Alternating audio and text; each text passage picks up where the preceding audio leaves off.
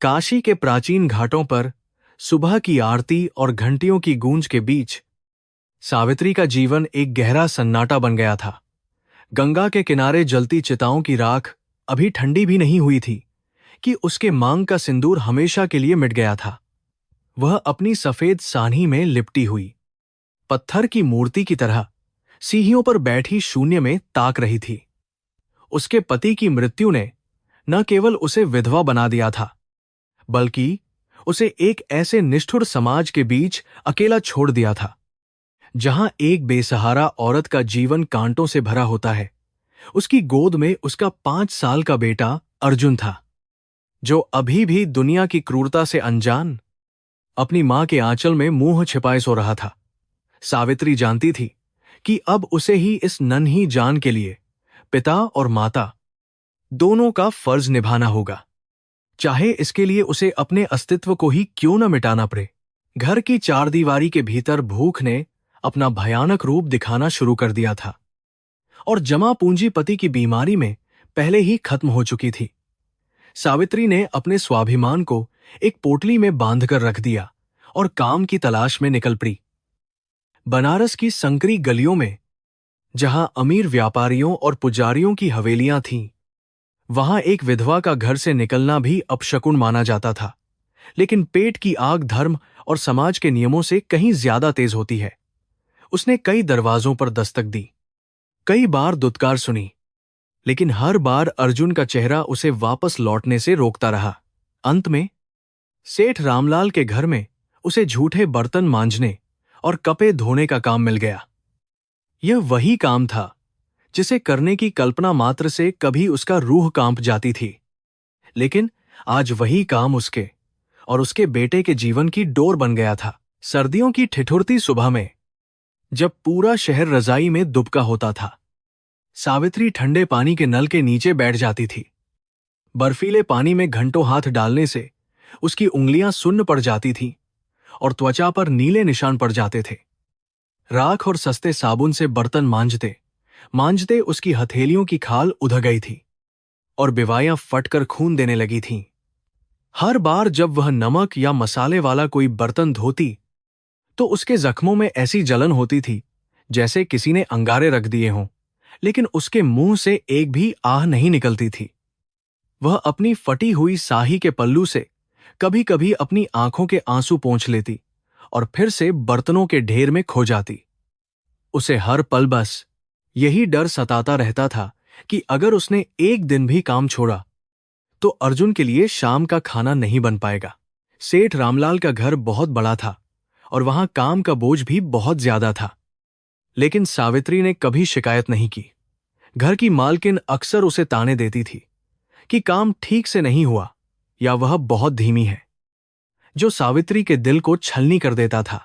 वह सिर झुकाकर सारी कचवी बातें सुन लेती थी, क्योंकि वह जानती थी कि पलटकर जवाब देने की कीमत उसकी नौकरी हो सकती है। समाज में उसकी हैसियत अब एक कामवाली या बाई की हो गई थी, जिसका अपना कोई सम्मान नहीं होता। कभी कभी जब वह देखती कि सेठ के बच्चे नए कपड़े पहनकर और अच्छा खाना खाकर स्कूल जा रहे हैं, तो उसके दिल में एक कसक उठती थी। वह सोचती थी कि क्या उसका अर्जुन कभी इस तरह सम्मान के साथ जी पाएगा, या उसकी किस्मत में भी यही गुलामी लिखी है। यही सोच उसे और अधिक मेहनत करने के लिए प्रेरित करती थी। सावित्री का सबसे बड़ा सपना अर्जुन को एक अच्छे अंग्रेजी माध्यम के स्कूल में पहुंचाना था, जो उस समय गरीबों के लिए असंभव जैसा था। उसने अपनी रातों की नींद और दिन का चैन बेचकर पैसे जमा करना शुरू किया। वह दिन भर सेठ के घर काम करती और रात को देर तक दिए की मध्यम रोशनी में दूसरों के फटे पुराने कपड़े सिलती थी। उसकी आंखों के नीचे काले घेरे पा गए थे और शरीर दिन ब दिन कमजोर होता जा रहा था, लेकिन उसका संकल्प हिमालय की तरह अटल था। जब वह अर्जुन का दाखिला कराने स्कूल गई, तो प्रिंसिपल ने उसकी वेशभूषा और पेशे को देखकर नाक भौं सिकोही थी।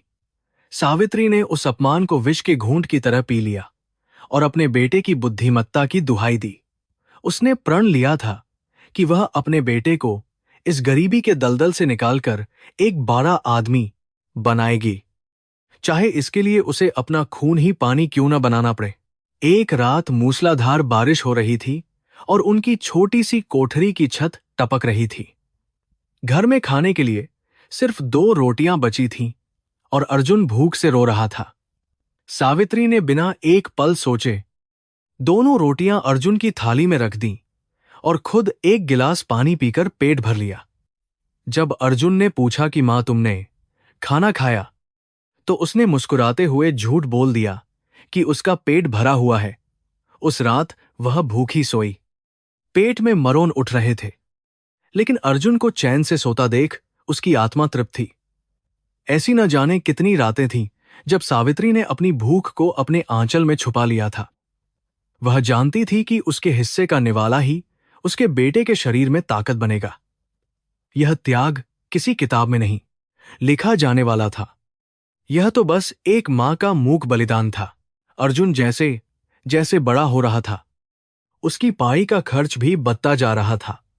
स्कूल की किताबें, वर्दी और जूतों के लिए सावित्री को अतिरिक्त काम करना पड़ता था। वह त्योहारों पर भी काम करती थी, जब बाकी लोग खुशियां मना रहे होते थे।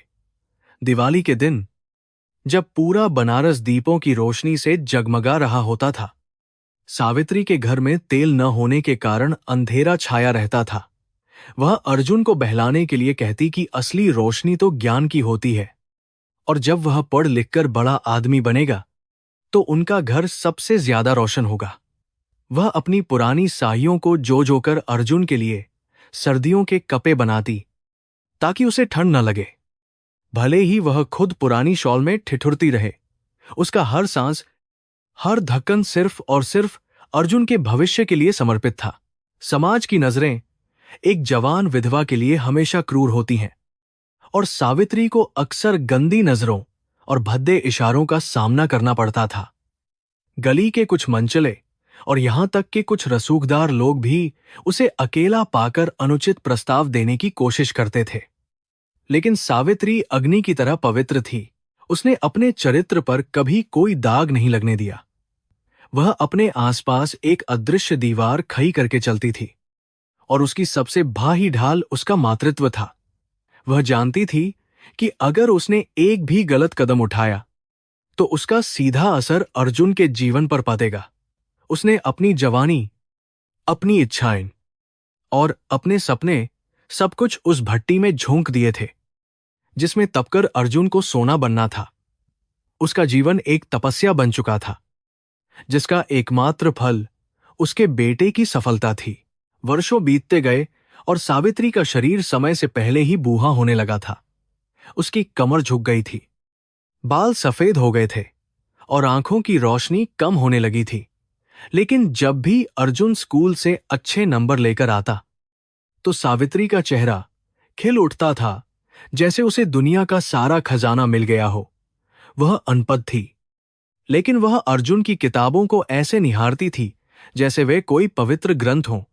वह अक्सर अर्जुन के सिर पर हाथ फेरते हुए कहती, बेटा, कभी अपनी मां को मत भूलना, और न ही अपनी मिट्टी को। अर्जुन उस समय नासमझी में सिर हिला देता, लेकिन वह सावित्री की आंखों में छिपे उस गहरे दर्द और आशा को पूरी तरह नहीं समझ पाता था। सावित्री को डर था कि कहीं शहर की हवा उसके बेटे को बदल न दे। फिर भी उसने उसे उड़ने के लिए पंख दिए। काशी की गलियों में यह चर्चा आम थी कि सावित्री अपने बेटे के लिए पागल है। लोग कहते थे कि वह एक हारी हुई लड़ाई लड़ रही है, क्योंकि धोबी का बेटा धोबी और नौकर का बेटा नौकर ही बनता है। लेकिन सावित्री ने इन बातों को कभी अपने दिल पर नहीं लिया। उसका विश्वास था कि शिक्षा ही वह एकमात्र हथियार है जो भाग्य की लकीरों को बदल सकता है। उसने अर्जुन को कभी यह महसूस नहीं होने दिया कि वे कितने गरीब हैं। उसने गरीबी का सारा जहर खुद पिया और अर्जुन को अमृत दिया। वह अक्सर रात के सन्नाटे में अपने मृत पति की तस्वीर से बातें करती और उनसे शक्ति मांगती। उसका जीवन एक जलते हुए दिए की तरह था, जो खुद को जलाकर दूसरों को रोशनी देता है। लेकिन उस दिए के नीचे जो अंधेरा था, उसे देखने वाला कोई नहीं था। एक दिन अर्जुन स्कूल से घर आया और उसने गुस्से में अपना बस्ता फेंक दिया। उसके दोस्तों ने उसे नौकरानी का बेटा कहकर चाहा था। उस दिन सावित्री ने पहली बार अर्जुन की आंखों में अपने प्रति शर्मिंदगी देखी थी। यह उसके लिए शारीरिक कष्ट से भी ज्यादा पीड़ादायक था। उसने अर्जुन को गले लगाया और समझाया कि कोई भी काम छोटा या बाहा नहीं होता, बल्कि इंसान की सोच उसे छोटा बनाती है। उसने अपने फटे हुए हाथों को अर्जुन के गालों पर रखा और कहा, ये हाथ काले जरूर हैं बेटा, लेकिन इनकी कमाई सफेद और पवित्र है। उसने अर्जुन को कसम दिलाई कि वह इन बातों से विचलित नहीं होगा और अपना पूरा ध्यान पचाई पर लगाएगा। उस रात सावित्री बहुत रोई थी, लेकिन उसने अपने आंसुओं को अपनी ताकत बना लिया ताकि वह अर्जुन को और ऊंचे मुकाम पर पहुंचा सके। हाई स्कूल की परीक्षा के परिणाम का दिन सावित्री के जीवन का सबसे महत्वपूर्ण दिन था। जब उसे पता चला कि अर्जुन ने पूरे जिले में टॉप किया है, तो उसकी खुशी का ठिकाना नहीं रहा। वह पागलों की तरह नंगे पैर मंदिर भागी और भगवान के चरणों में गिरकर रो पी। सेठ रामलाल ने भी खुश होकर उसे इनाम में कुछ पैसे दिए और कहा कि उसकी तपस्या सफल हुई। लेकिन यह तो बस शुरुआत थी। आगे की पचाई के लिए और भी ज्यादा पैसों की जरूरत थी। सावित्री जानती थी कि अब उसे अपनी कमर और कसनी होगी। उसने तय किया कि वह अब 2 घरों की बजाय 4 घरों में काम करेगी, चाहे इसके लिए उसे अपने प्राण ही क्यों न त्यागने पड़ें। उसका संघर्ष अभी खत्म नहीं हुआ था, बल्कि एक नए और कठिन अध्याय की शुरुआत हो रही थी, जहां उसे अपने बेटे को उससे दूर भेजने की तैयारी करनी थी। समय के पंख लगे होते हैं, और देखते ही देखते अर्जुन ने किशोरावस्था की दहलीज पर कदम रख दिया था। उसका कद अपनी मां से ऊंचा हो गया था और उसकी आवाज में भारीपन आ गया था। लेकिन उसके मन में एक ऐसी ग्रंथि पनप रही थी जो सावित्री के लिए किसी विषधर नाग से कम नहीं थी। वह पचाई में अब भी अव्वल था। उसके मेधावी होने के चर्चे पूरे स्कूल में थे, लेकिन अपनी सामाजिक स्थिति को लेकर उसके अंदर एक गहरा हीन भावना का भाव घर कर गया था। जब वह अपने सहपाठियों को महंगी साइकिलों पर आते और कैंटीन में पैसे खर्च करते देखता, तो उसे अपनी फटी शर्ट और पैदल चलने पर शर्म महसूस होती। यह शर्म धीरे धीरे अपनी ही मां के प्रति एक खींच में बदल रही थी। वह सावित्री के मैले कपों, उसकी खुरदरी हथेली और उसके बाई होने के काम से नफरत करने लगा था, यह भूलकर कि यही काम उसकी सांसें चला रहा था। एक दिन दोपहर में सावित्री काम से जल्दी छूट गई और बहाए चाव से अर्जुन के पसंदीदा आलू के पराठे बनाकर उसके स्कूल पहुंच गई। वह गेट के बाहर खड़ी होकर उत्सुकता से छुट्टी की घंटी बजने का इंतजार कर रही थी। उसकी आंखों में बेटे को खिलाने की चमक थी। जैसे ही अर्जुन अपने दोस्तों के साथ बाहर आया, उसकी नजर अपनी मां पर पाई, जो पुरानी साही पहने और पसीने में लथपथ खड़ी थी। बजाय खुश होने के, अर्जुन का चेहरा शर्म से लाल पार गया। जब उसके दोस्तों ने पूछा कि वह औरत कौन है, तो अर्जुन की जुबान ललका गई और उसने झूठ बोल दिया कि वह उनके घर काम करने वाली नौकरानी है, जो शायद कुछ सामान देने आई है। सावित्री ने दूर से ही बेटे के हाव भाव देख लिए थे। वह उसके पास नहीं आई, बस चुपचाप टिफिन वहीं गेट पर रखकर उलटे पांव लौट गई, मानो किसी ने उसके दिल पर खंजर चला दिया हो। घर आकर अर्जुन ने सावित्री पर चिल्लाना शुरू कर दिया। उसने साफ शब्दों में कह दिया कि वह दोबारा कभी उसके स्कूल या दोस्तों के आसपास न दिखाई दे। उसने कहा, तुम्हारे कपों से बासी खाने और राख की बदबू आती है। मुझे सबके सामने शर्मिंदा होना पड़ता है। सावित्री अवाक रह गई, जिन हाथों को घिस घिस कर उसने अर्जुन को पाला था, आज वही हाथ उसे गंदे और शर्मनाक लग रहे थे। वह उस रात बहुत रोई, लेकिन उसने अर्जुन को कुछ नहीं कहा। वह समझ रही थी कि उसका बेटा अब बड़ा हो रहा है और शायद उसे अपनी अनपार और गरीब मां के वजूद से घुटन होने लगी है। सावित्री ने अपने अस्तित्व को और सिको लिया।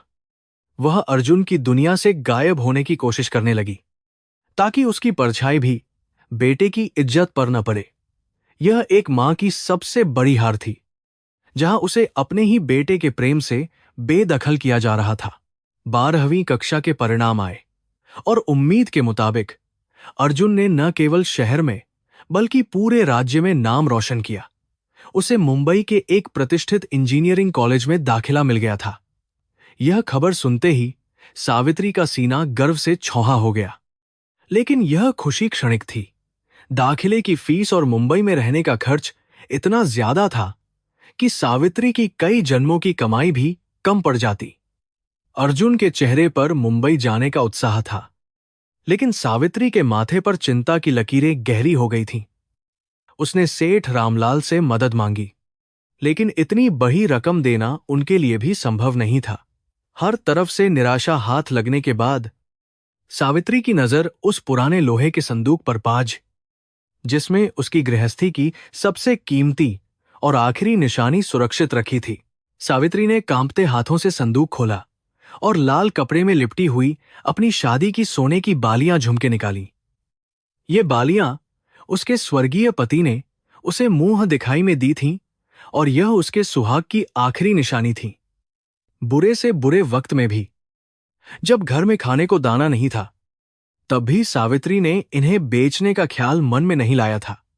भारतीय नारी के लिए उसके गहने केवल धातु नहीं, बल्कि उसकी आत्मा और सम्मान का हिस्सा होते हैं। लेकिन आज सामने बेटे का भविष्य खड़ा था। उसने आंसुओं से धुंधलाई आंखों से उन बालियों को चूमा, मानो अपने पति से माफी मांग रही हो, और फिर कठोर निर्णय लेते हुए उन्हें अपनी साही के पल्लू में बांध लिया। उसे पता था कि आज वह केवल सोना नहीं, बल्कि अपनी यादें और अपना अतीत बेचने जा रही है। सुनार की दुकान पर जब सावित्री ने वह बालियां तराजू पर रखीं, तो उसे लगा जैसे उसकी सांसें भी उस तराजू पर तुल रही हैं।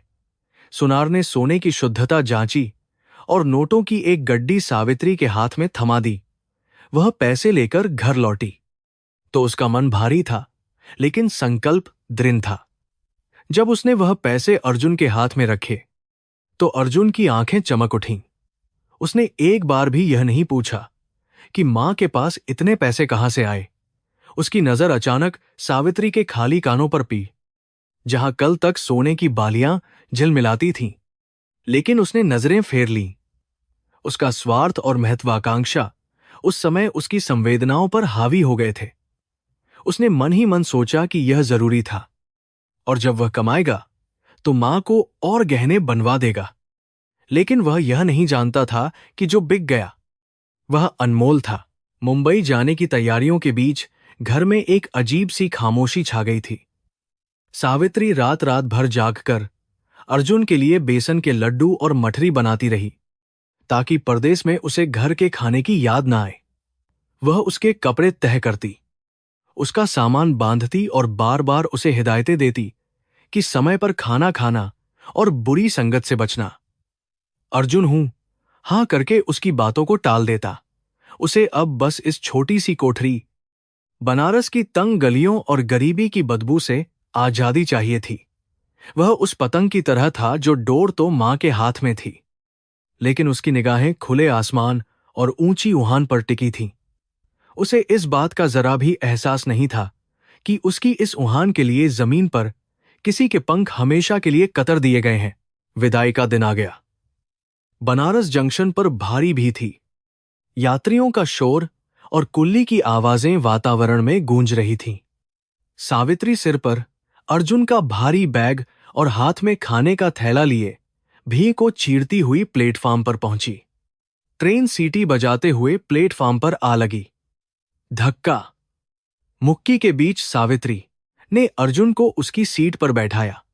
वह खिड़की के पास बैठा था। सावित्री खिड़की के बाहर खड़ी थी। उसकी आंखें आंसुओं से भरी थीं। वह अर्जुन का हाथ पकड़ना चाहती थी, उसके माथे को चूमना चाहती थी, लेकिन अर्जुन अपने आसपास बैठे शहरी कप्पे पहने सहयात्रियों को देखकर असहज हो रहा था। उसे डर था कि उसकी मां का देहाती व्यवहार उसे हंसी का पात्र न बना दे। उसने रूखेपन से कहा, मां, अब जाओ, ट्रेन चलने वाली है। ट्रेन ने एक लंबी सीटी दी और धीरे धीरे सरकने लगी। सावित्री का दिल जैसे मुट्ठी में भींच गया हो। वह ट्रेन के साथ साथ चलने लगी। उसने खिड़की के कांच पर हाथ रखकर कहा, बेटा, खत जरूर लिखना और अपना ख्याल रखना। ट्रेन की गति बढ़ने लगी और सावित्री को दोहना पा। वह हाँफ रही थी, लेकिन उसकी नजरें अर्जुन के चेहरे से नहीं हट रही थीं। वह उम्मीद कर रही थी कि अर्जुन एक बार मुड़कर देखेगा, हाथ हिलाएगा या कम से कम मुस्कुराएगा। लेकिन अर्जुन ने अपनी नजरें सामने की ओर जमा ली थीं, या शायद उसने कोई किताब खोल ली थी। वह पीछे मुड़कर अपनी गरीबी और अपने अतीत को नहीं देखना चाहता था। सावित्री दौड़ते दौड़ते प्लेटफॉर्म के अंतिम छोर पर पहुंच गई और ट्रेन उसकी आंखों से ओझल हो गई। धुआं और धूल छोते हुए सावित्री प्लेटफॉर्म पर अकेली खड़ी रह गई, जैसे कोई वीरान खंभा। उसके आसपास लोग आ जा रहे थे, लेकिन उसके लिए दुनिया थम गई थी। उसके कानों का सोना चला गया था और अब उसके जिगर का टुक्का भी दूर हो गया था। उसे एक अजीब सा खालीपन महसूस हो रहा था, जैसे शरीर से आत्मा निकल गई हो। वह वहीं जमीन पर बैठ गई और फूट फूट कर रोने लगी।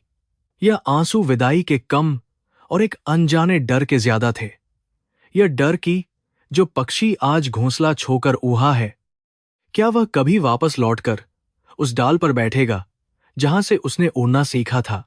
गंगा की लहरें आज भी शांत थीं, लेकिन सावित्री के मन में एक तूफान उठ खजा हुआ था। वह नहीं जानती थी कि यह मुंबई जाने वाली ट्रेन उसके बेटे को उससे केवल मीलों दूर नहीं, बल्कि भावनाओं के एक ऐसे सागर के पार ले जा रही है जहां से वापसी का कोई पुल नहीं है। मुंबई, सपनों की वह मायावी नगरी जो कभी नहीं सोती।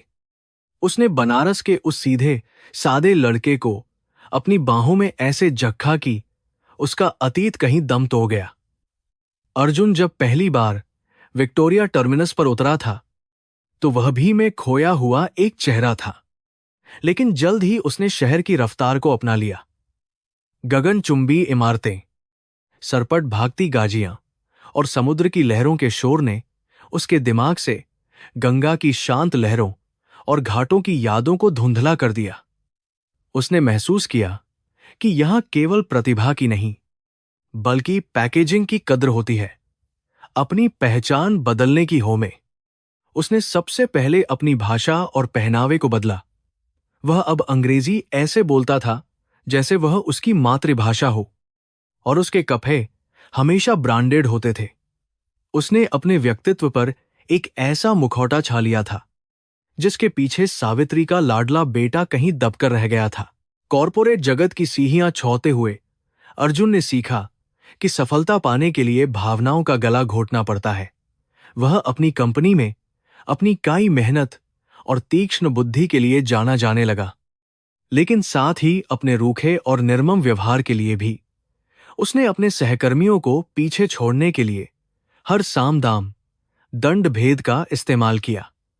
पैसा उसके पास पानी की तरह आने लगा, लेकिन वह पैसा कभी बनारस के उस पते पर नहीं पहुंचा जहां उसकी मां दिए की लौ में उसका इंतजार कर रही थी। अर्जुन को अब अपनी गरीबी और अपनी मां के पेशे से इतनी घिन आती थी कि उसने अपने अतीत को पूरी तरह से मिटाने का फैसला कर लिया। उसने अपने नए दोस्तों और सहकर्मियों के बीच एक झूठी कहानी गढ़ ली कि वह एक पुराने जमींदार परिवार से है, जिसके माता पिता अब इस दुनिया में नहीं है। इस झूठ की बुनियाद पर उसने अपनी नई जिंदगी की इमारत खड़ी की। इसी दौरान उसकी मुलाकात प्रिया से हुई, जो दक्षिण मुंबई के एक बेहद रईस घराने की इकलौती बेटी थी। प्रिया की सुंदरता और उसके पिता का रसूख अर्जुन के लिए सफलता की आखिरी सीढ़ी की तरह थे। प्रिया को अर्जुन का सेल्फ मेड होने का नाटक और उसका काल्पनिक दुखद अतीत बहुत भाया। उसे लगा कि अर्जुन एक स्वाभिमानी युवक है जिसने जीवन में बहुत संघर्ष किया है। अर्जुन ने प्रिया को कभी सच नहीं बताया। उसे डर था कि अगर प्रिया को पता चला कि उसकी सास एक बर्तन मांजने वाली बाई है, तो वह उसे छोड़ देगी। यह डर उसके दिल में इतना गहरा बैठ गया था कि उसने अपनी मां के अस्तित्व को ही नकार दिया। अर्जुन और प्रिया की शादी मुंबई के एक 5 सितारा होटल में शाही अंदाज में हुई। शैंपेन बह रही थी, विदेशी फूल सजाए गए थे और शहर के नामचीन लोग वर वधू को आशीर्वाद दे रहे थे। लेकिन उस भी में वह एक चेहरा गायब था, जिसकी दुआओं के बिना अर्जुन का जीवन अधूरा था। अर्जुन ने सावित्री को अपनी शादी की खबर तक नहीं दी। उसने मन ही मन तर्क दिया कि मां यहां आकर क्या करेगी। वह यहां के तौर तरीके नहीं जानती, वह मुझे शर्मिंदा कर देगी। उसने अपने विवेक को यह कहकर शांत कर दिया कि वह बाद में मां को बता देगा कि उसने कोर्ट मैरिज की है। उधर बनारस में सावित्री को लगा कि बेटा शायद पढ़ाई और काम में इतना व्यस्त है कि उसे खत लिखने का भी वक्त नहीं मिल रहा, जबकि यहां उसका बेटा 7 फेरे लेकर किसी और का हो चुका था। बनारस से सावित्री अक्सर पड़ोस के किसी पढ़े लिखे बच्चे से खत लिखवाती थी। उन खतों में शब्दों की जगह भावनाएं ज्यादा होती थी। बेटा, खाना समय पर खाना। बेटा, मेरी चिंता मत करना। बेटा, कब आओगे? जब ये खत मुंबई के आलीशान पते पर पहुंचते तो अर्जुन उन्हें खोलता तक नहीं था। नीले रंग के अंतर्देशीय पत्र उसके लिए कचरे से ज्यादा कुछ नहीं थे। कभी कभी वह उन्हें बिना पढ़े ही डस्टबिन में फेंक देता और कभी कभी तो जला देता, मानो वह उन खतों के साथ अपने पाप और अपराधबोध को भी जला रहा हो। उसे उन खतों को छूने से भी डर लगता था, जैसे उनमें से गरीबी की गंध आ रही हो जो उसके महंगे परफ्यूम की खुशबू को खराब कर देगी। कभी कभार अपनी अंतरात्मा की बहुत ही मध्यम आवाज को शांत करने के लिए अर्जुन कुछ पैसे मनी ऑर्डर के जरिए भेज देता था, लेकिन वह रकम इतनी मामूली होती थी कि एक बब्बे शहर के भिखारी को भी कम लगे। पैसों के साथ संदेश हमेशा एक ही होता था, मैं बहुत व्यस्त हूं, यहां आने की कोशिश मत करना। वह जानबूझकर कम पैसे भेजता था ताकि सावित्री कभी टिकट के पैसे जमा न कर सके और मुंबई आने की सोच भी न सके। यह उसकी सोची समझी रणनीति थी, अपनी मां को एक अदृश्य पिंजरे में कैद रखने की, जहां से वह उसे प्यार तो कर सके लेकिन उसके जीवन में दखल न दे सके। उसे इस बात का गुमान नहीं था कि वह पैसे भेजकर अपना फर्ज निभा रहा है, जबकि असल में वह रिश्तों का सौदा कर रहा था। सावित्री, जो अपने बेटे की हर गलती को माफ करने का हुनर रखती थी, उन चंद रुपयों को ही बेटे का प्यार समझकर सीने से लगा लेती थी। जब डाकिया मनी ऑर्डर लेकर आता तो वह पूरे मोहल्ले में गर्व से कहती, देखो, मेरे अर्जुन ने पैसे भेजे हैं, वह बहा साहब बन गया है। पड़ोसी उसे ताने मारते कि इतना बहा साहब होकर भी मां को कौयों में क्यों तौलता है, लेकिन सावित्री लो पाती। वह कहती, शहर में खर्चा बहुत है, उसे अपना घर भी तो बनाना है। वह अपनी भूख, अपनी बीमारी और अपनी जरूरतों को छिपा लेती ताकि उसके बेटे की छवि पर कोई आंच ना आए। वह उन पैसों को खर्च करने के बजाय अर्जुन की शादी के लिए जमा करने लगती, इस उम्मीद में कि एक दिन वह आएगा और वह धूमधाम से उसकी शादी करेगी, इस बात से बेखबर कि वह सपना कब का टूट चुका था। समय बीतता गया और अर्जुन तरक्की की सीढ़ियां चौंता गया। वह अब एक मल्टीनेशनल कंपनी का सीईओ बन चुका था। उसकी तस्वीरें मैगजीन के कवर पेज पर छपती थीं, जिनमें उसे यूथ आइकॉन और विशनरी लीडर कहा जाता था। उसका अपना पेंट हाउस था जहां से अरब सागर का नजारा दिखता था। वह लाखों की गाजियों में घूमता और हजारों के डिनर करता, लेकिन इस सारी चमक दमक के बीच उसके अंदर का इंसान खोखला हो चुका था। वह रात को महंगी शराब पीकर सोता ताकि उसे अपने अतीत के सपने ना आए। उसे लगता था कि उसने सब कुछ पा लिया है, लेकिन वास्तव में उसने वह सब कुछ खो दिया था जो सचमुच मायने रखता था। उसने अपनी जद्दों को काटकर एक कृत्रिम पे खसा किया था, जिसके गिरने का डर उसे हर पल सताता रहता था। प्रिया अक्सर अर्जुन के परिवार के बारे में पूछती थी। वह कहती थी, अर्जुन, चलो कभी तुम्हारे गांव चलते हैं, मैं देखना चाहती हूं कि तुम कहां पले भे। यह सवाल अर्जुन के लिए किसी बम धमाके से कम नहीं होता था। वह हर बार कोई ना कोई बहाना बना देता, कभी काम का, कभी गांव में हैजा फैलने का, तो कभी पुरानी यादों के दर्द का। वह प्रिया के सामने एक दुखी और अकेला इंसान होने का नाटक करता, जिससे प्रिया की हमदर्दी उसे मिल जाती, लेकिन झूठ के पावे नहीं होते। और अर्जुन को यह डर अंदर ही अंदर खाए जा रहा था कि जिस दिन प्रिया को सच पता चलेगा, उस दिन उसकी यह कांच की दुनिया चकनाचूर हो जाएगी।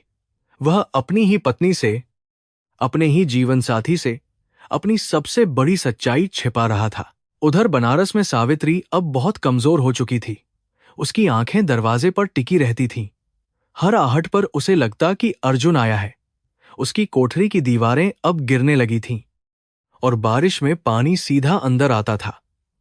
लेकिन उसने घर नहीं बदला, यह सोचकर कि अगर अर्जुन आया और उसे यहां नहीं पाया तो वह परेशान हो जाएगा।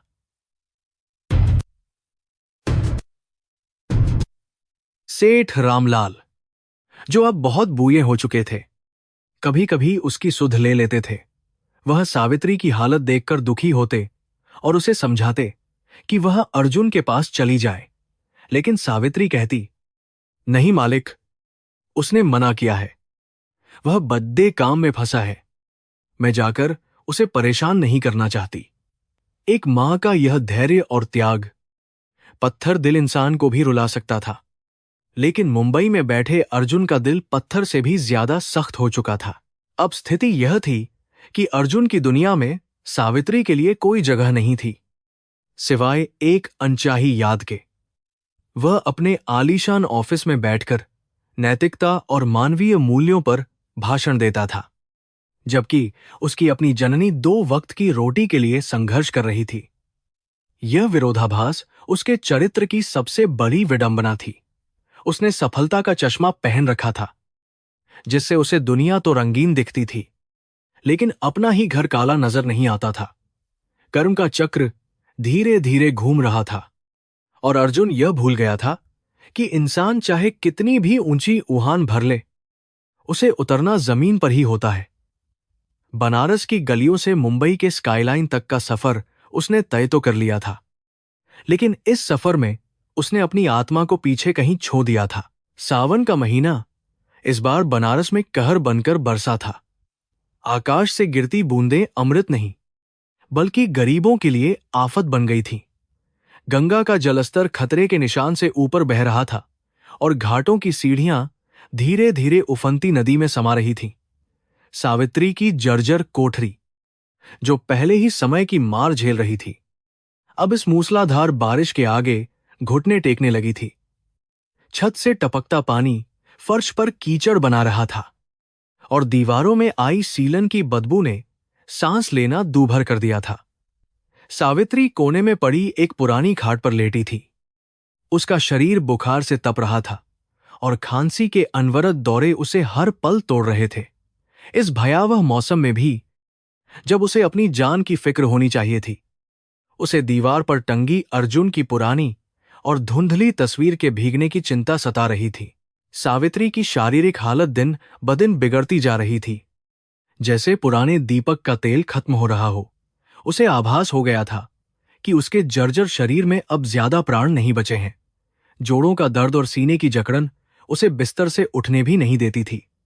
कई दिनों से घर का चूल्हा नहीं जला था और वह केवल पड़ोसियों द्वारा दी गई थोड़ी बहुत खिचड़ी या चाय पर जीवित थी। मोहल्ले के लोग उसे दया और सहानुभूति की दृष्टि से देखते थे। वे जानते थे कि यह बूढ़ी औरत अपने बेटे की राह देखते देखते उसकी एक झलक पाने की आस में ही दम तोड़ देगी।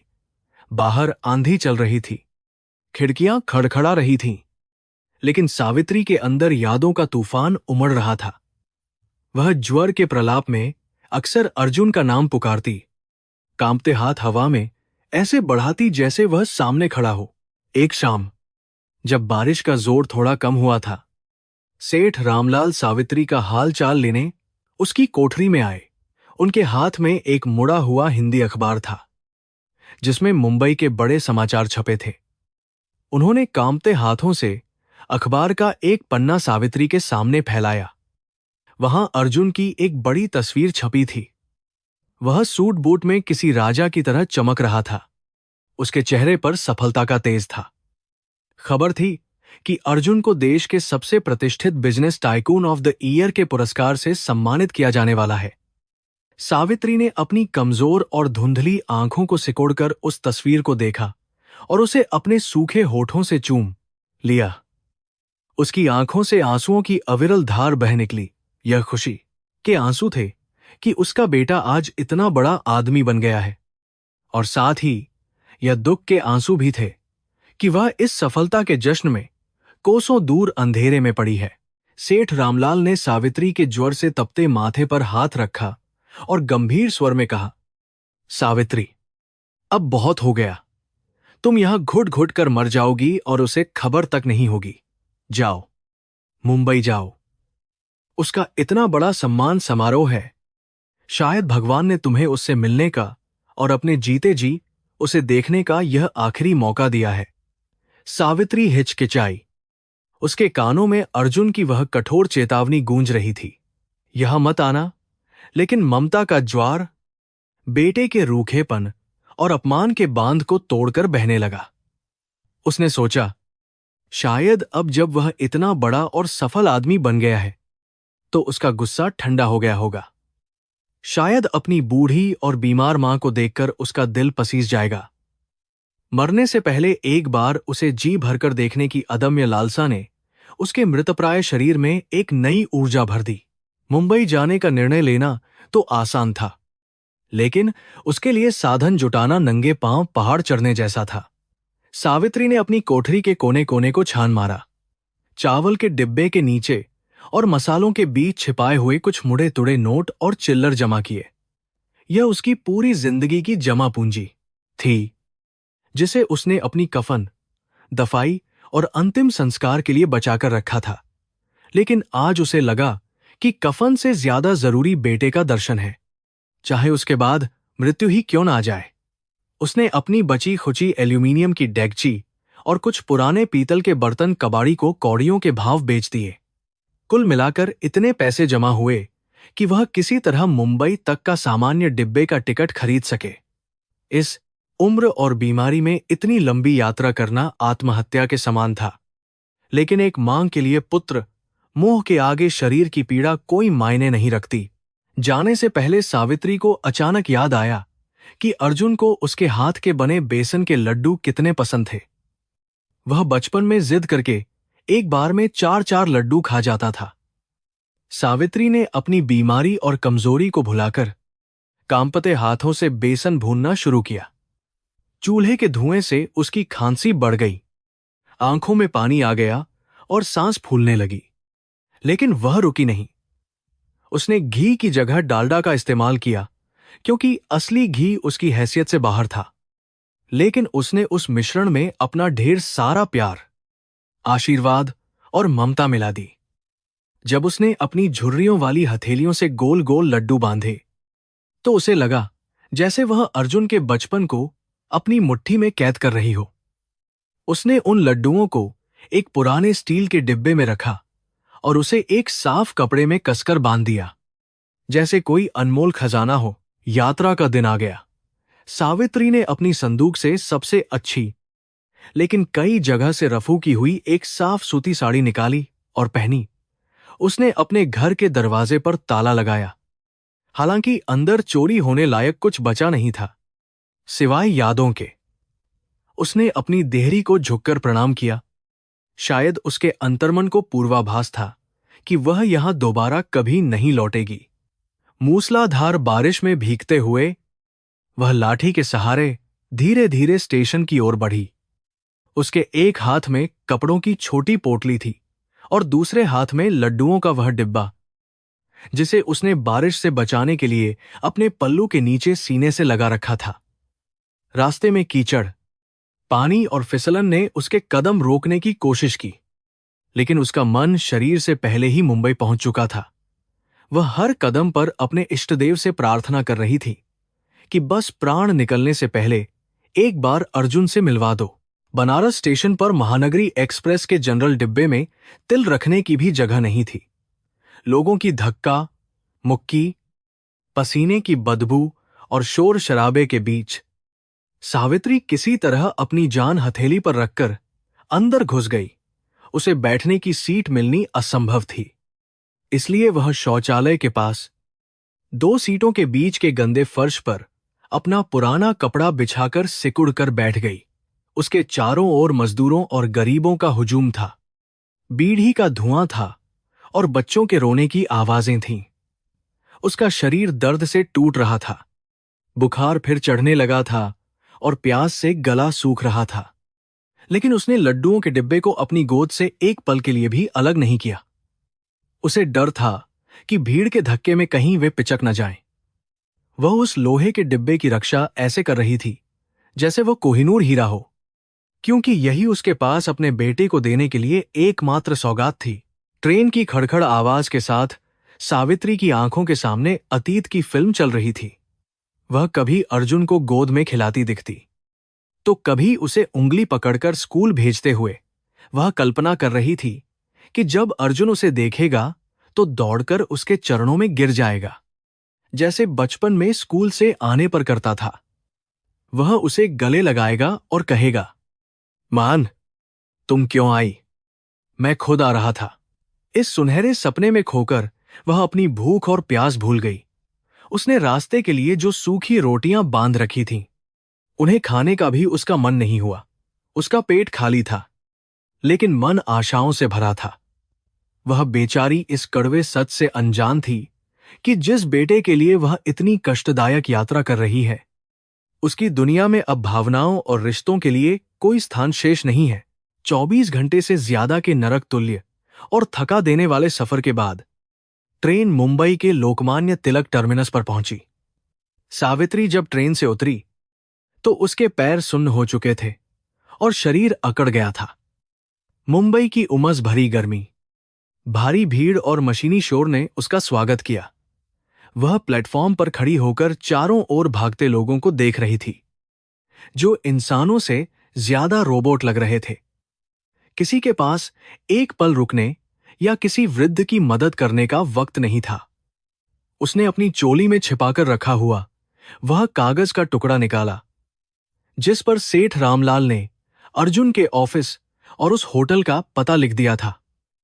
उसे सेकंड तास के कैसे फाजिल सेकंड तास के पढ़ना नहीं आता था, लेकिन उसने उस कागज को किसी पवित्र ताबीज की तरह संभाल रखा था। उसने कांपते हाथों से एक कुल्ली को पता दिखाया। कुल्ली ने उसे बताया कि यह बहुत दूर और बड़े लोगों का इलाका है। सावित्री ने एक गहरी सांस ली, अपनी लाठी को मजबूती से पकड़ा और अनजान शहर के महासागर में अपने बेटे को खोजने निकल पड़ी। दक्षिण मुंबई का वह भव्य 5 सितारा होटल किसी इंद्रलोक से कम नहीं था, जहां आज शहर के सबसे रसूखदार और अमीर लोग जमा हुए थे। होटल के बाहर महंगी विदेशी गाड़ियों की लंबी कतार लगी थी और पोर्च में लाल कालीन बिछाया गया था, जो मेहमानों के स्वागत के लिए तैयार था। इमारत की ऊंची कांच की दीवारों से छनकर आती सुनहरी रोशनी बाहर की अंधेरी सहक को भी रोशन कर रही थी। हवा में महंगे इत्र, विदेशी फूलों और ताजी बनी कॉफी की मिली जुली सुगंध तैर रही थी, जो वहां के वातावरण को नशीला बना रही थी। यह वह दुनिया थी जहां गरीबी, भूख और पसीने की बदबू का प्रवेश वर्जित था। झूमर की रोशनी में चमकते हुए संगमरमर के फर्श पर चलने वाले लोगों के जूतों की आवाज भी नहीं आती थी, मानो यहां शोर करना भी गुनाह हो। हर तरफ केवल रेशमी साशियों की सरसराहट और हीरों की चमक दिखाई दे रही थी। होटल के विशाल बॉलरूम को दुल्हन की तरह सजाया गया था। छतों से लटकते हुए विशाल क्रिस्टल झूमर अपनी हजारों बत्तियों से हॉल को दिन जैसा रोशन कर रहे थे। मेजों पर चांदी के बर्तन और बेहतरीन क्रॉकरी सजाई गई थी। वेटर, जो अपनी काली और सफेद वर्दी में मुस्तैद थे, मेहमानों को वाइन और स्टार्टर्स परोस रहे थे। यहां मौजूद हर शख्स सफलता के शिखर पर था। उद्योगपति, फिल्म सितारे, राजनेता और समाज के गणमान्य नागरिक, वे सभी अर्जुन की सफलता का जश्न मनाने और उसकी वाहवाही करने आए थे।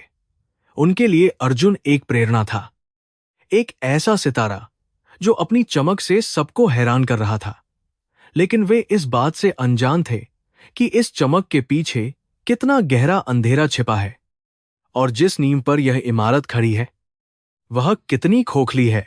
अर्जुन आज अपनी सफलता के चरम पर था।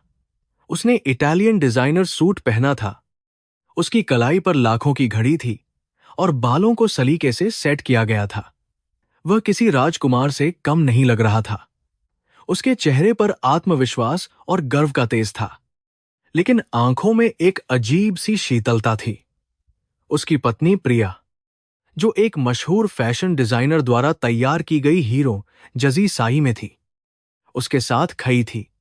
दोनों की जूही को देखकर लोग रश्क कर रहे थे। अर्जुन मेहमानों से हाथ मिला रहा था, उनकी बधाइयां स्वीकार कर रहा था और अपनी विनम्रता का दिखावा कर रहा था। वह हर किसी से अंग्रेजी में बात कर रहा था और उसकी जुबान से टपकते शब्द इतने नपे तुले थे कि किसी को भी उस पर मोहित कर ले। आज की रात उसकी थी और वह इस पल का राजा था। वहीं दूसरी ओर होटल के भव्य मुख्य द्वार के बाहर सावित्री अपनी लाठी के सहारे खाई थी। उसकी हालत किसी भिखारी से भी बदतर हो चुकी थी। बारिश और धूल से सनी उसकी सूती साही कीचड़ से लथपथ थी। बाल बिखरे हुए थे और चेहरा थकान से मुरझाया हुआ था। वह उस विशाल इमारत को देखकर सहम गई थी। उसने अपने जीवन में कभी इतना बड़ा और सुंदर भवन नहीं देखा था। उसे यकीन ही नहीं हो रहा था कि उसका बेटा, जो कभी मिट्टी के फर्श पर सोता था, आज इस कांच के महल के अंदर है। उसने अपने कांपते हाथों से अपनी सान्ही को ठीक किया और अपनी पोटली और लड्डुओं के डिब्बे को कसकर पकड़ा। उसकी आंखों में डर था, लेकिन दिल में बेटे से मिलने की आस उसे आगे बढ़ने की हिम्मत दे रही थी। सावित्री ने जैसे ही होटल की सीढ़ियों पर कदम रखा, वहां खाए वर्दीधारी सुरक्षा कर्मियों ने उसे रोक दिया। 6 फीट ऊंचे और भारी भरकम गार्ड ने उसे हिकारत भरी नजरों से देखा और काचक आवाज में कहा, ए बुढ़िया, कहां घुस रही है? यह कोई मंदिर या धर्मशाला नहीं है। यहां भीख नहीं मिलती, चल भाग यहां से। सावित्री घाते हुए बोली, बेटा, मैं भीख मांगने नहीं आई। मेरा बेटा अंदर है। उसका नाम अर्जुन है। वह बहुत बहा साहब है। यह सुनकर गार्ड और वहां खड़े कुछ ड्राइवर जोर जोर से हंसने लगे। गार्ड ने व्यंग्य करते हुए कहा, तेरा बेटा और वो भी अंदर अपनी शक्ल देखी है। आईने में अंदर जाने वाले लोगों के जूते भी तेरी पूरी जिंदगी की कमाई से महंगे हैं। झूठ बोलकर अंदर घुसने की कोशिश मत कर, वरना पुलिस को बुला लूंगा। सावित्री की आंखों में आंसू आ गए। उसने अपने पल्लू की गांठ खोली और वह कागज का टुक्का निकाला जिस पर पता लिखा था। उसने कांपते हाथों से गार्ड को कागज दिखाते हुए कहा, देखो बेटा, यही पता है। मुझे बस एक बार उसे देख लेने दो। मैं उसे ये मिठाई देकर चली जाऊंगी। गार्ड ने बिना देखे ही कागज को उसके हाथ से झटक दिया। कागज गीले फर्श पर गिर गया। सावित्री उसे उठाने के लिए झुकी तो गार्ड ने उसे धक्का दे दिया। वह लल खाकर पीछे गिरी, लेकिन उसने अपने लड्डुओं के डिब्बे को जमीन पर नहीं गिरने दिया। उसे अपनी चोट की परवाह नहीं थी। उसे बस इस बात का दुख था कि उसे अपने ही बेटे से मिलने के लिए इतनी जलालत झेलनी पा रही है। यह अमीरी और गरीबी के बीच की वह दीवार थी जिसे भेदना लोहे के चने चबाने जैसा था। तभी होटल के गेट पर एक बही कार आकर रुकी और उसमें से कुछ वीआईपी मेहमान उतरे। गार्ड्स का ध्यान बंट गया और वे उन मेहमानों को सैल्यूट करने में व्यस्त हो गए। सावित्री ने मौका देखा और एक बिल्ली की तरह फुर्ती से नजर बचाकर मेहमानों के पीछे पीछे अंदर घुस गई। जैसे ही उसने होटल की लॉबी में कदम रखा, वातानुकूलित हवा के ठंडे झोंके ने उसे कंपक पा दिया। अंदर का नजारा देखकर उसकी आंखें फटी की फटी रह गईं। इतना सोना, इतनी रोशनी और इतनी सफाई उसने सपनों में भी नहीं देखी थी। उसके नंगे और गंदे पैर उस बेदाग संगमरमर के फर्श पर मिट्टी के निशान छोड़ रहे थे, जैसे कोई पवित्र कैनवास पर कालिख पोत रहा हो। वह डर के मारे एक खंभे के पीछे छिप गई ताकि कोई उसे देख न ले और बाहर न निकाल दे। हॉल के अंदर समारोह शुरू हो चुका था। मंच पर एक एंकर अर्जुन की उपलब्धियों का बखान कर रहा था। वह बता रहा था कि कैसे अर्जुन ने शून्य से शिखर तक का सफर तय किया है और कैसे वह आज के युवाओं के लिए एक मिसाल है। एंकर ने कहा, देवियों और सज्जनों, अब मैं मंच पर आमंत्रित करना चाहूंगा उस शख्सियत को जिन्होंने हमें सिखाया है कि अगर इरादे नेक हों और संस्कारों की नींव मजबूत हो तो इंसान आसमान छू सकता है। जोरदार तालियों से स्वागत कीजिए मिस्टर अर्जुन का। पूरा हॉल तालियों की गंगाहट से गूंज उठा। अर्जुन अपनी कुर्सी से उठा, अपने कोट का बटन बंद किया और एक विजेता की मुस्कान के साथ मंच की ओर बढ़ा। फ्लैशलाइट्स की चमक ने हॉल को और भी रोशन कर दिया। बाहर लॉबी में छिपी सावित्री के कानों में जब अर्जुन का नाम बजा तो उसका दिल जोर जोर से धड़कने लगा। यह वही नाम था जिसे उसने हजारों बार लोरी गाते समय पुकारा था। वह आवाज जो एंकर के माइक से गूंज रही थी, उसे किसी चुंबक की तरह अपनी ओर खींच रही थी। वह अब और छिप नहीं सकती थी। उसे पता नहीं था कि हॉल का रास्ता किधर है, लेकिन वह उस आवाज की दिशा में बदने लगी। रास्ते में आते जाते वेटर और होटल के कर्मचारी उसे देखकर हैरान थे। एक वेटर ने उसे रोकने की कोशिश की। अरे, तुम कौन हो, अंदर जाना मना है। लेकिन सावित्री के कानों में अब कुछ नहीं जा रहा था। उसे बस अपने बेटे की छवि दिखाई दे रही थी। वह किसी पागल की तरह अपनी लाठी थकथकाते हुए गलियारे में तेज कदमों से चल पाजी। अर्जुन मंच पर खसा था। माइक उसके हाथ में था। उसने एक गहरी सांस ली और अपना भाषण शुरू किया। उसकी आवाज में गजब का आत्मविश्वास था। उसने कहा, आज मैं जो कुछ भी हूं, अपनी मेहनत और उन मूल्यों की वजह से हूं जो मुझे विरासत में मिले हैं। मेरा मानना है कि परिवार ही हमारी सबसे बड़ी ताकत है। मेरे माता पिता जो आज इस दुनिया में नहीं है, उनका आशीर्वाद हमेशा मेरे साथ है। उसने बड़ी सफाई से अपनी जीवित मां को मृत घोषित कर दिया और हॉल में बैठे लोग भावुक हो गए। कुछ की आंखों में आंसू आ गए कि यह युवक कितना संस्कारवान है। अर्जुन को अपनी ही बातों पर इतना विश्वास हो गया था कि उसे अपना झूठ भी सच लगने लगा था। वह नैतिकता और त्याग की बातें कर रहा था, जबकि उसकी त्याग की मूरत बाहर दरवाजे पर धक्के खा रही थी। सावित्री अब बॉलरूम के विशाल द्वारों के ठीक बाहर खड़ी थी। दरवाजे थोड़े खुले थे और अंदर से अर्जुन की आवाज साफ सुनाई दे रही थी। जब उसने सुना कि अर्जुन अपने माता पिता के बारे में बात कर रहा है, तो उसकी छाती गर्व से फूल गई। उसे लगा कि अर्जुन उसे याद कर रहा है, उसे श्रद्धांजलि दे रहा है। हालांकि वह नहीं समझ पाई कि वह उसे मृत बता रहा है। उसे लगा कि अब वह अंदर जाएगी तो अर्जुन दौड़कर उसके गले लग जाएगा और सबको बताएगा कि देखो, यह मेरी मां है। इस भोले विश्वास के साथ सावित्री ने अपनी सारी बची खुची ताकत समेटी। उसने अपनी साही को संभाला, चेहरे से पसीना पोंछा और लड्डुओं के डिब्बे को कसकर पकड़ा। दरवाजे पर खड़े बाउंसर भी भाषण सुनने में मगन थे। उन्होंने सावित्री को नोटिस नहीं किया। सावित्री ने कांपते हाथों से भारी दरवाजे को धक्का दिया। दरवाजा धीरे धीरे खुला और सामने का दृश्य देखकर वह ठिठक गई। हजारों लोगों की भी चकाचौंध रोशनी और मंच पर खड़ा उसका बेटा अर्जुन वहां किसी देवता की तरह लग रहा था। सावित्री की आंखों से झरझर आंसू बहने लगे। वह अपनी सुध बुध खो बैठी। उसे अपने मैले कपड़े, अपने नंगे पैर और अपनी गरीबी का भान नहीं रहा। उसके लिए वह विशाल हॉल अब बनारस का घाट बन गया था और अर्जुन उसका छोटा सा बच्चा। ममता के आवेग ने उसे आगे धकेला। वह ललखाते कदमों से रोशनी की चकाचौंध में धीरे धीरे हॉल के अंदर दाखिल हुई, जैसे कोई पतंगा दीपक की लौ की ओर बढ़ता है, बिना यह जाने कि उसका अंजाम क्या होगा। सावित्री के प्रवेश करते ही हॉल के पिछले हिस्से में एक हलचल हुई। कुछ लोग जो पीछे खा थे, उन्होंने इस अजीब और बेमिल दृश्य को देखा। एक गंदी, बूढ़ी और गरीब औरत हाथ में एक पुराना डिब्बा लिए इस शाही समारोह के बीचों बीच चली आ रही थी। वह उस परिदृश्य में एक बदनुमा दाग की तरह लग रही थी। लोगों ने अपनी नाक पर रुमाल रख लिया। कुछ ने हे दृष्टि से देखा और कुछ ने फुसफुसाना शुरू कर दिया। यह कौन है? मैं दोनों के बार करना कुछ ने, दोनों करना को शुरू करना कुछ ने। यह कौन है? सिक्योरिटी कहाँ है? इसे अंदर किसने आने दिया? लेकिन सावित्री को इन सब बातों से कोई सरोकार नहीं था। उसकी धुंधली आंखें केवल मंच पर खाए अर्जुन पर टिकी थीं।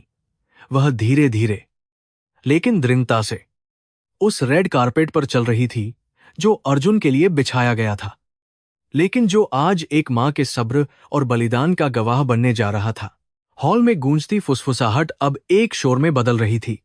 सावित्री के मैले कुचैले कपे और नंगे पैर उस आलीशान माहौल में एक चीख की तरह लग रहे थे।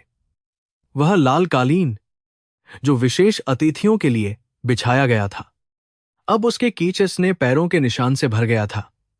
लेकिन सावित्री को न तो लोगों की घृणा दिखाई दे रही थी और न ही सुरक्षाकर्मियों की दौड़ती हुई आहट सुनाई दे रही थी।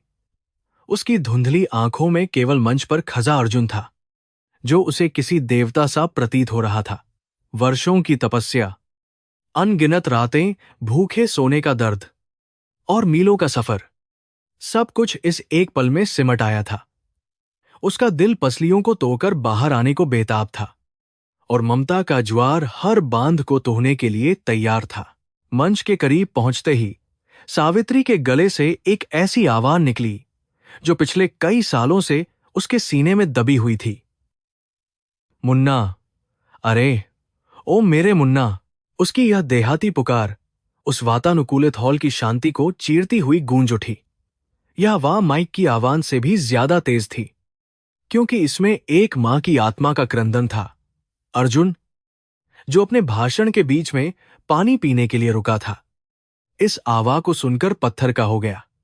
उसके हाथ से पानी का गिलास लगभग छूटते छूटते बचा। यह वह नाम था जिससे उसे बचपन में पुकारा जाता था, वह नाम जिसे उसने मुंबई की चकाचौंध में कहीं दफन कर दिया था। उसने डरते हुए अपनी नजरें उठाईं और सामने उस दृश्य को देखा जो उसके सबसे बुरे सपने में भी नहीं था। पूरे हॉल में सन्नाटा छा गया, इतना गहरा सन्नाटा कि अगर कोई सुई भी गिरती तो उसकी आवाज सुनाई देती।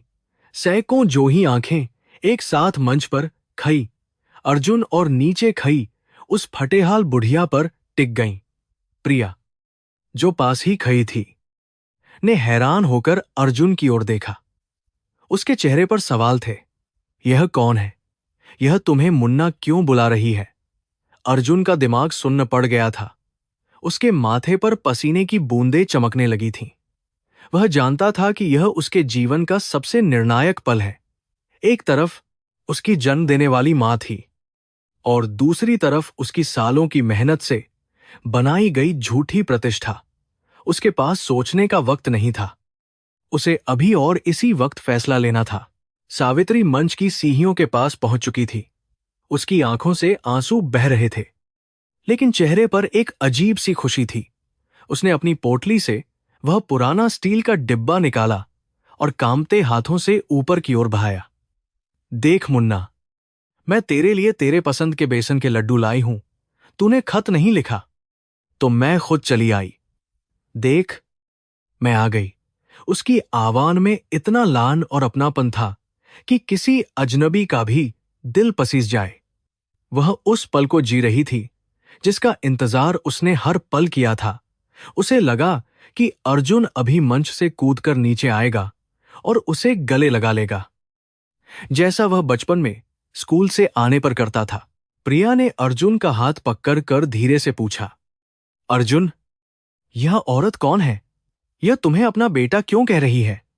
यह सवाल अर्जुन के कानों में पिघले हुए शीशे की तरह उतरा। उसने देखा कि उसके बड़े बड़े निवेशक, मीडिया के कैमरे और शहर के प्रतिष्ठित लोग उसे संदिग्ध नजरों से देख रहे हैं। अगर उसने सच स्वीकार किया तो उसका कुलीन और अनाथ होने का नाटक खत्म हो जाएगा। उसकी हाई क्लास छवि मिट्टी में मिल जाएगी। भय ने उसकी बुद्धि को ग्रस लिया और स्वार्थ ने उसकी आत्मा का गला घोट दिया। अर्जुन का चेहरा कठोर हो गया। उसकी आंखों से पहचान का भाव गायब हो गया और उसकी जगह एक क्रूर अजनबियत ने ले ली। अर्जुन ने झटके से अपना हाथ प्रिया से छुआया और माइक पर चिल्लाया, सिक्योरिटी, सिक्योरिटी कहाँ है? इस पागल औरत को अंदर किसने आने दिया? उसकी आवाज में गुस्सा और नफरत थी। उसने सावित्री की ओर उंगली उठाते हुए कहा, मैं इस औरत को नहीं जानता। यह कोई पागल भिखारन है जो अक्सर मेरे पुराने ऑफिस के बाहर भी तमाशा करती थी। इसे शायद कोई गलतफहमी हुई है या यह ब्लैकमेल करने आई है। अर्जुन के ये शब्द सावित्री के कानों पर बम की तरह गिरे। वह अवाक रह गई। जिस बेटे के लिए उसने अपनी जवानी होम कर दी, जिसने उसे पालने के लिए अपनी आंतें तक सुखा दी, आज वही बेटा उसे भरी सभा में पहचानने से इनकार कर रहा था। सावित्री की जुबान तालू से चिपक गई। वह कुछ बोलना चाहती थी, चीखना चाहती थी कि मैं तेरी मां हूं, लेकिन उसके गले से केवल एक टूटी हुई आवाज निकली, बेटा। अर्जुन तेजी से सीढ़ियां उतरकर उसके पास आया, लेकिन गले लगाने के लिए नहीं, बल्कि उसे डराने के लिए। उसने दांत पीसते हुए धीमे स्वर में कहा, निकल जाओ यहां से। क्यों? मेरी जिंदगी बर्बाद करने आई हो? और फिर सबके सामने नाटक करते हुए उसने सावित्री के हाथ पर जोर से झटका मारा। सावित्री संभल नहीं पाई और लजघजा गई। उसके हाथ से वह स्टील का डिब्बा छूट गया और धोरदार आवाज के साथ संगमरमर के फर्श पर गिर पा।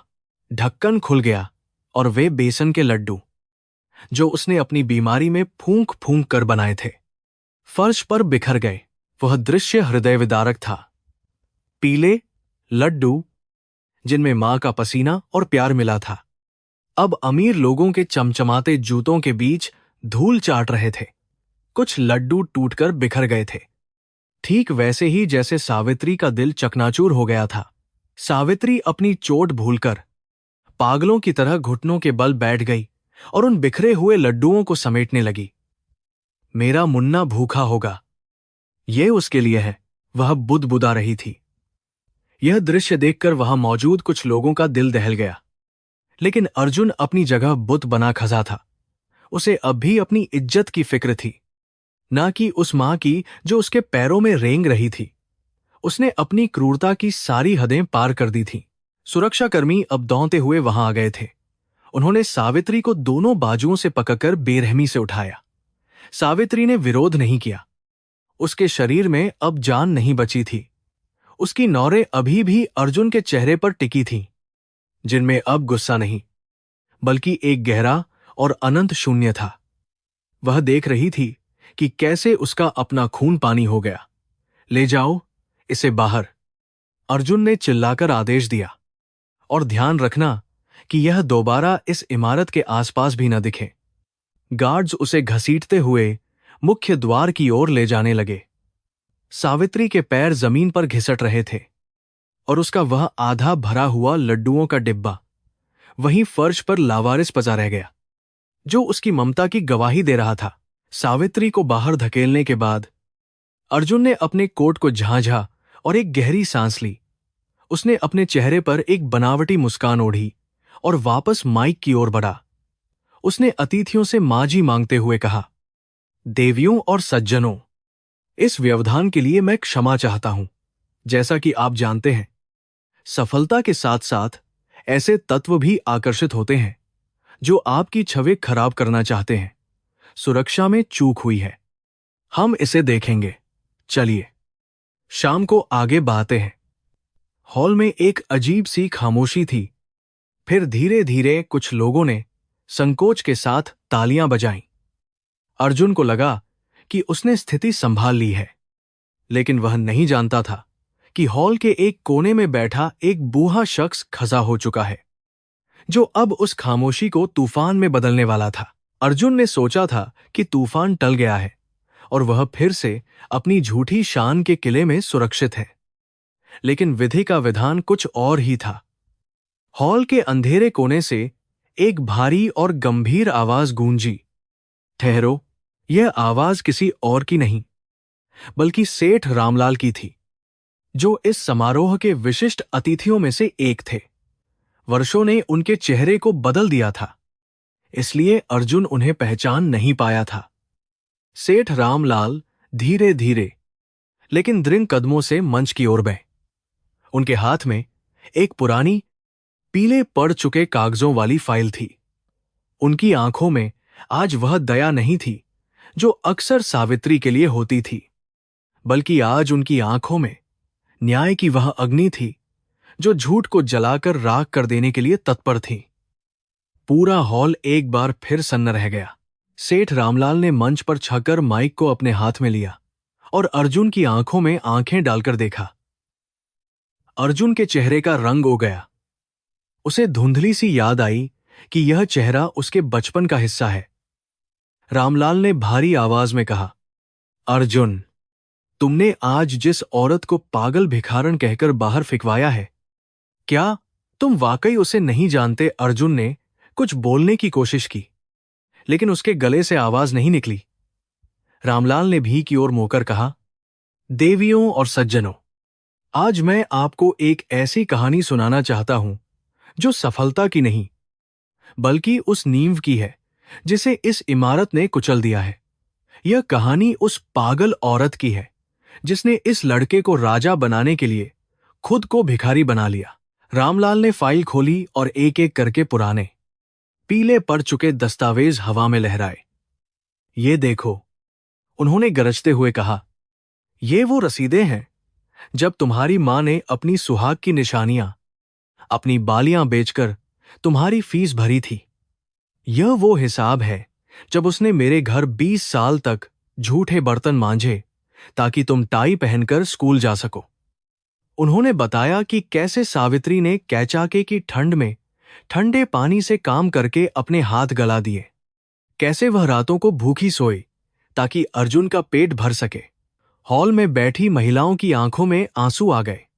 हर शब्द अर्जुन के झूठे व्यक्तित्व पर कोहे की तरह बरस रहा था। वह पसीने से तरबतर हो चुका था। उसके पैर कांप रहे थे और जुबान तालू से चिपक गई थी।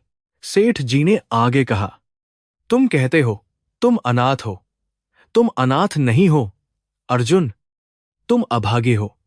तुमने जिस मां को ठुकराया है वह आज भी तुम्हारे लिए अपनी जान हथेली पर रखकर यहां आई थी, सिर्फ तुम्हें एक नजर देखने के लिए।